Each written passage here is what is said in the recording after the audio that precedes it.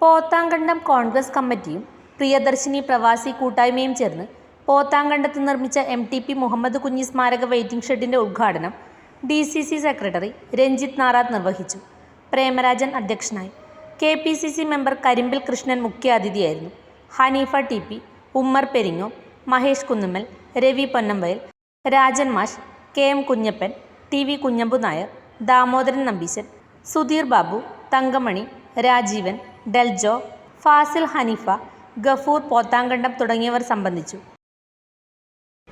രണ്ടാം പിണറായി സർക്കാർ വരുമ്പോൾ പ്രിയങ്കരനായ രമേശ് ചെന്നിത്തല കണക്കുകൾ നിരത്തിക്കൊണ്ട് കേരളീയ സമൂഹത്തിന് മുമ്പിൽ പറഞ്ഞു, CPM-ന്റെ BJP-യുടെ ശത്രു എന്ന് പറഞ്ഞ രണ്ടുപേർക്ക് ശത്രു കോൺഗ്രസ് ആണ്. കോൺഗ്രസിനെ ഇല്ലാതാക്കിയാൽ ഈ സംസ്ഥാനത്തിനകത്ത് CPIM എല്ലാ കാലത്തും ഭരിക്കാം. രാജ്യത്ത് കോൺഗ്രസ് ഇല്ലാതായാൽ BJP-ക്ക് സുഖമായി ഈ രാജ്യത്തെ ഭരിച്ചുകൊണ്ട് മുന്നോട്ട് പോകാം. ഭരണഘടന മാറ്റി എഴുതാം, പിന്നീട് ഐക്യം തകർക്കുന്ന നിലപാടുകളുമായി ബന്ധപ്പെട്ട് മുന്നോട്ട് പോകാം.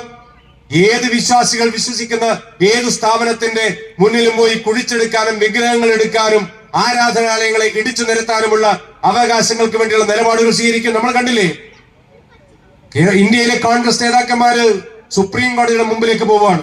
എന്തിനാണെന്നറിയോ? ആരാധനാലയങ്ങൾ സംരക്ഷിക്കണമെന്ന് ആവശ്യപ്പെട്ടുകൊണ്ട്. കൊല്ലംപറമ്പിൽ ബോർവെൽസ്, ചെറുപുഴ കുഴൽ കിണറുകൾ ഏറ്റവും കുറഞ്ഞ നിരക്കിൽ നിർമ്മിച്ചു നൽകുന്നു.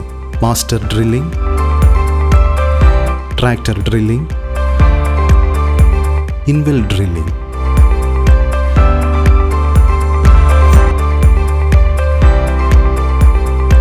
കുഴൽ കിണറുകൾക്ക് കമ്പ്യൂട്ടറൈസ്ഡ് സ്ഥാനനിർണ്ണയം.